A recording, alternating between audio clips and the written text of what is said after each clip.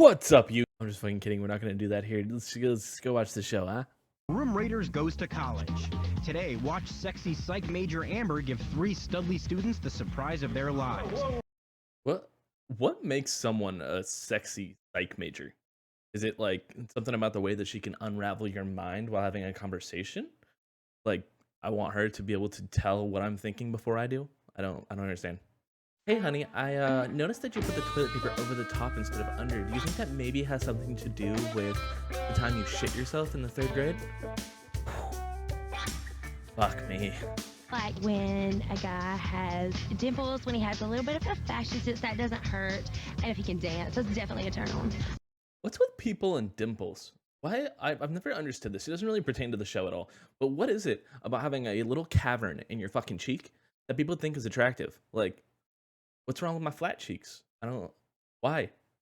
I think being a psych major will help me in rating the rooms because I will be able to analyze things that maybe other people might not be able to figure out. I fucking told you. She is already using her education to get an upper hand in this relationship. That is a red flag. That is not sexy. All right, so next what happens is we're going to get introduced to the guys whose rooms she's going to be rating. So essentially she's going to go in, she is going to look through their rooms, look at whatever she wants, and then based off of that, she's going to decide who she wants to go on a date with. In the process of this, we're going to get some B-roll shots while the guys talk about themselves, what they like to do. First up, we have Robbie. I do like to play golf, but I suck at it. Oh, last time I went out, I started out with 52 balls, and I was borrowing balls by the time I got done. There we go. I love this golf shot because, like, one, there's no fucking way he's on a golf course, right? It doesn't look like a golf course. And then, like, I like to imagine the producer coming up to Robbie and being like, hey, we just need you to go into this bush and just look confused. Just look confused, man. You do that regularly, right? Just look confused. And then imagine you walk up on him in the bush, like on campus, presumably where they're shooting this, and there's just like 6 cameras pointed at a dude, and he's just fucking going through the bush. Just going through the bush. No idea what he's looking for. Looks confused. Next up, we have my boy David. In my spare time, I like to make some prank phone calls. His hobby is making prank phone calls? That's what he does? Friday night, he's like, I'm gonna make some fucking prank phone calls, dude. Maybe we could wash our dogs together. His prank phone calls are asking if you want him to wash a dog together? What? Is that even a prank? I feel like this is just David not having any fucking riz. It's like, hey girl, you want to go wash dogs together? She's like, no, that's fucking. Then he's like, no, it's just a prank, bro. It's just a prank. All right, so next up we have Daniel. I think Daniel's gonna be our guy, because David, whatever the fuck his name, what was his name? Yeah, David.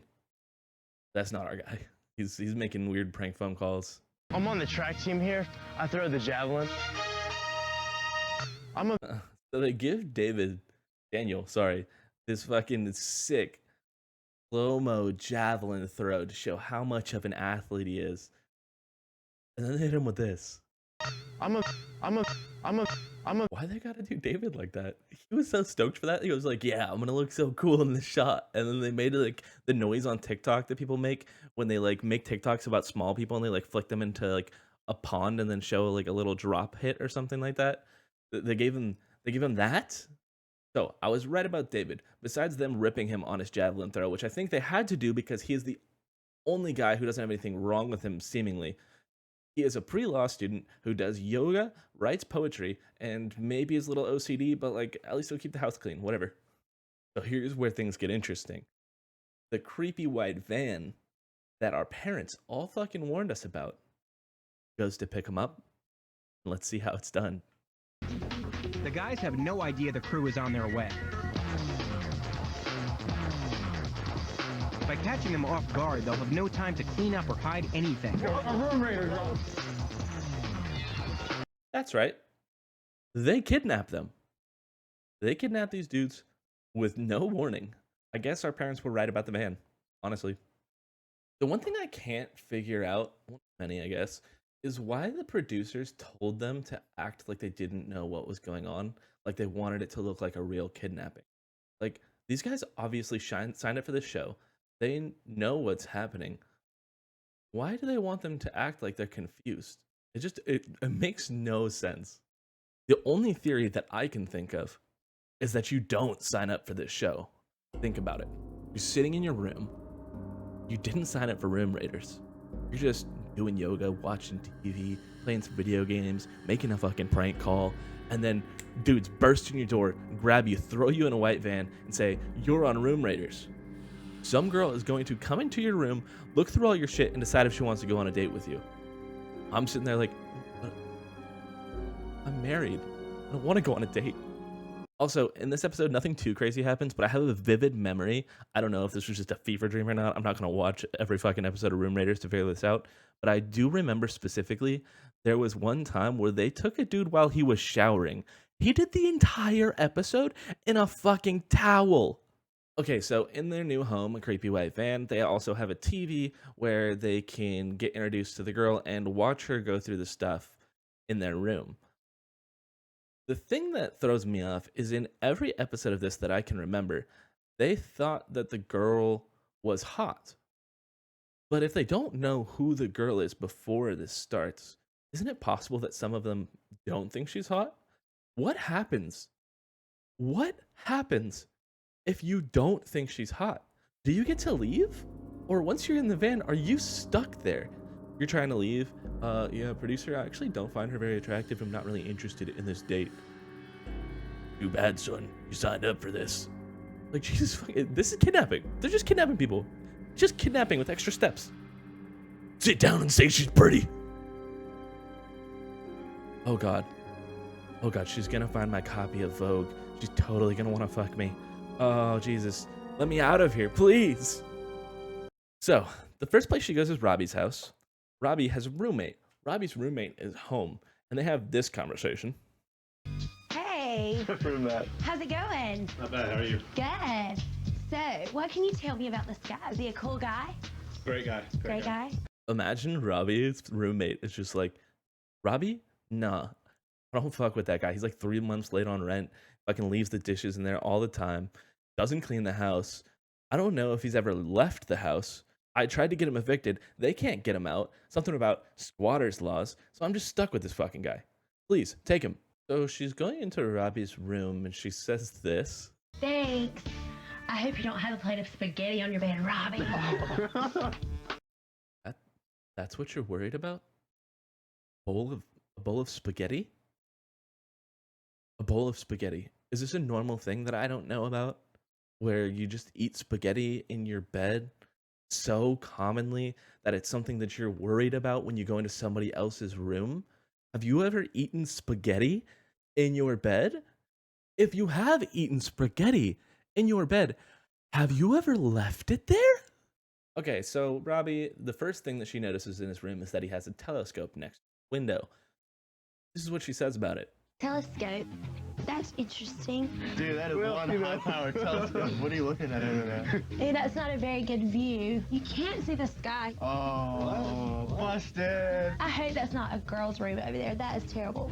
Oh. Robbie, what do you look at with this, buddy? Kinda creepy. Oh my gosh, no way. Wow. Is she where the telescopes can move? I think that most of the time, if you own a telescope, you don't look through a window. That would, like, fuck with it, right? Like, you wouldn't be able to see very well. Not to mention, you're next to all of the lights in your apartment complex or at your house. You wouldn't be able to see shit anyway. You want to be in the dark. She assumes that he's using this telescope to look through the window of a girl right on the other side of his apartment complex. Even if he was doing that, wouldn't it be too much zoom? He would just be looking at like a freckle on her face, maybe, and it would be all fucking blurry. I just don't. I can't tell if she's stupid or the show's written bad. I really can't. Okay, so now she goes to look into this drawer. I don't know what's in this drawer, but Robbie does not want her looking anywhere near this drawer. See what we have here. No, that's a bad drawer to look into. So, to investigate this drawer, he whips out the spy kit. That's right. She has a spy kit. Time for the spy kit. What do you think's in the spy kit? Crazy.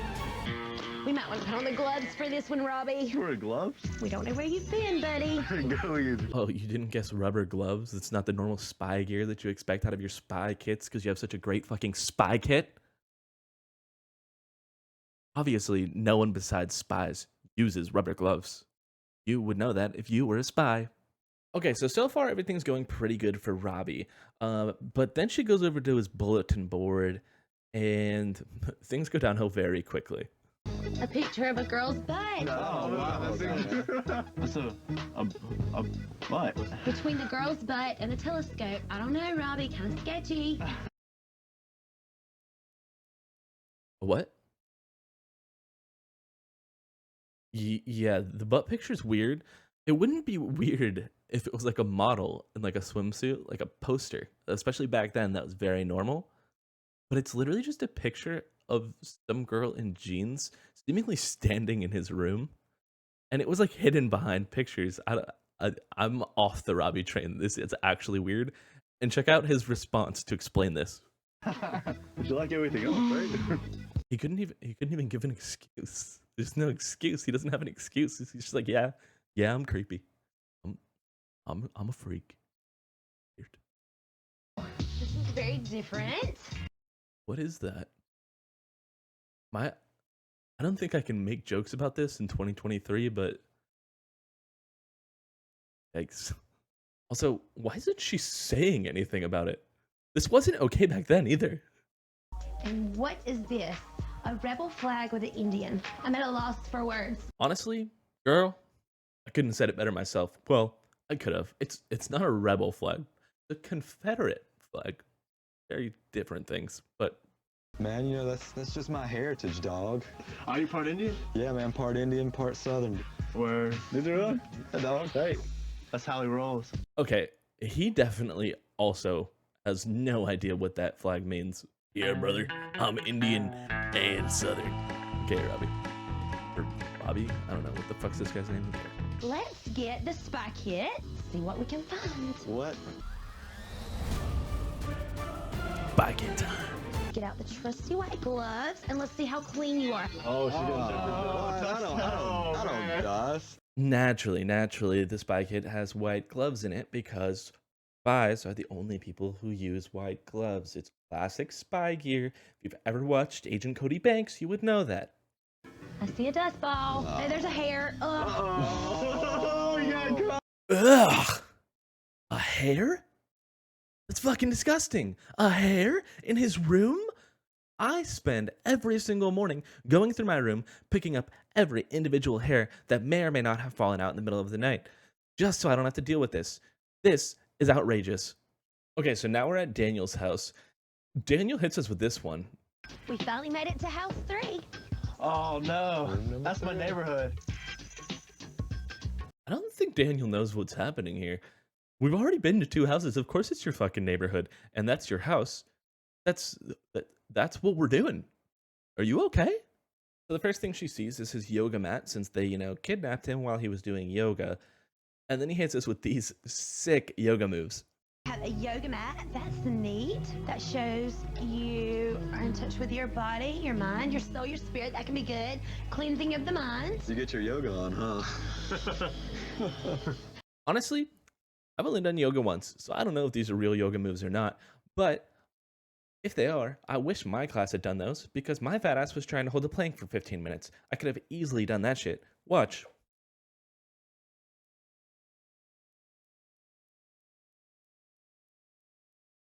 A fucking yoga master. You're very neat and organized.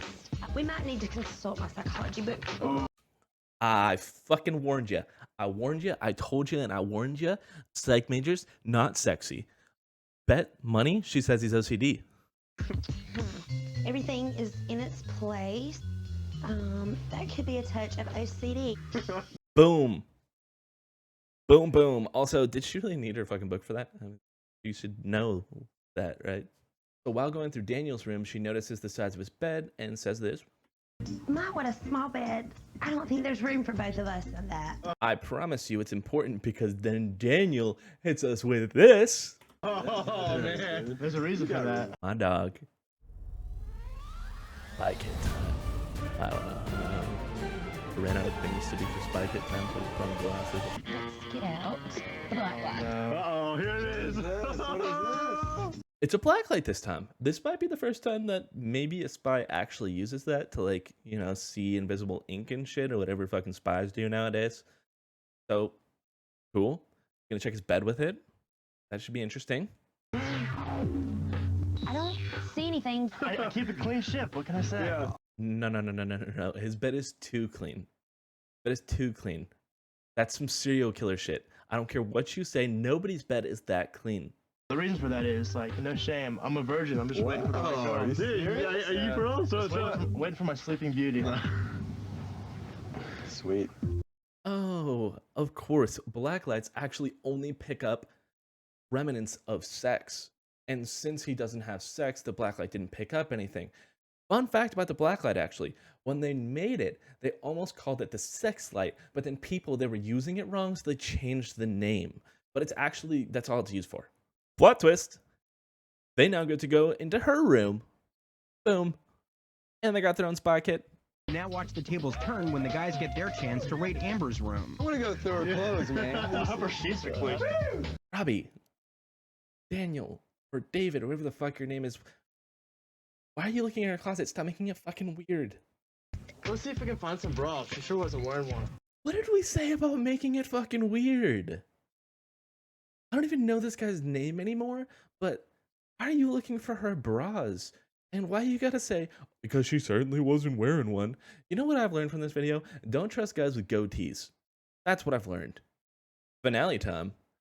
And another minor plot twist. Apparently she picks these dudes while she is standing in her own room with them. So that's weird. I don't really know why it's weird, but to me it's weird. Is it weird? Feel weird. Hey guys. Hey, what's up? Found anything good? Couple things. So I'll spare you having to watch the end, most of it at least, only the good parts. So Robbie gets eliminated because of something, who fucking cares? But it gets interesting because the second guy to get eliminated does this, says this. I wish you could have learned more about the year of the Condor, though. Me too. All right, All well. right, bye. That's right, the goatee groper is at it again, talking about the year of the Condor. I don't know what the fuck that is. Why anybody would give a shit. Get the fuck out of here, you weirdo. Go, I don't know, look for some bras or something. What the fuck? So, before we get out of here, we get a couple of beautiful tidbits with the newly dating couple. By the way, what's up with no shirt? Well, I was also wondering, what's up with no bra? Oh my god. Nah, I'm just messing. That's what you're coming back with? She asks a perfectly valid question. Why don't you have a shirt on? He's like, I don't know. Why don't you have a fucking bra on? I can see your titties. What? What? Unfortunately, I guess it wasn't just goatee man. Yeah, it's pretty hard. It takes the poise of a cheetah, the strength of a bear, and the wisdom of a man, so we'll start you out slow. Now close your eyes and pretend you're at the bottom of the sea, weightless, with little seahorses floating past your face.